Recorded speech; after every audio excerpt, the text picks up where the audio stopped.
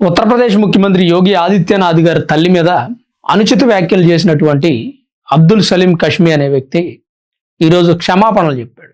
मैं अब्दुल्ला सालिम कासमी माता के लिए जो मेरी ज़ुबान से नहीं निकलना चाहिए था, मैं अपनी इस गलती का बिल्कुल हाथ जोड़कर अपना एतराफ़ करता हूँ और अपनी इस माफ़ी मांगता हूँ कि आइंदा से ये गलती मुझसे नहीं होगी। और मैं ये पैगाम तमाम साथियों को देना चाहता हूँ, देशवासियों को। రాజ్యాంగం భావ ప్రకటన స్వేచ్ఛ ఇచ్చింది కదా అని తలతిక్కగా ఏది పడితే అది వాగ్గూడదు.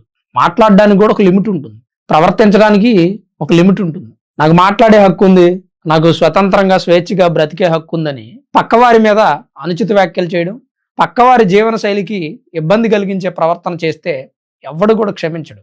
ఈ అబ్దుల్ సలీం కష్మీ అనే వ్యక్తి బీహార్లో 2024 ఆ టైంలో అనుకుంటా గోమాతను కోసుకు తినండి అని చెప్పి పబ్లిక్ గానే చెప్పాడు. యోగి ఆదిత్యనాథ్ గారి తల్లి ఏమి గోవు కాదు కదా, ఎందుకని అంత ఫీల్ అవుతున్నాడు అది కొంచెం ఇబ్బందికరమైన మాటలు మాట్లాడాడు. ఈ వీడియో వైరల్ అయ్యి 2026 రీసెంట్ గా వాడిని అరెస్ట్ చేశారు.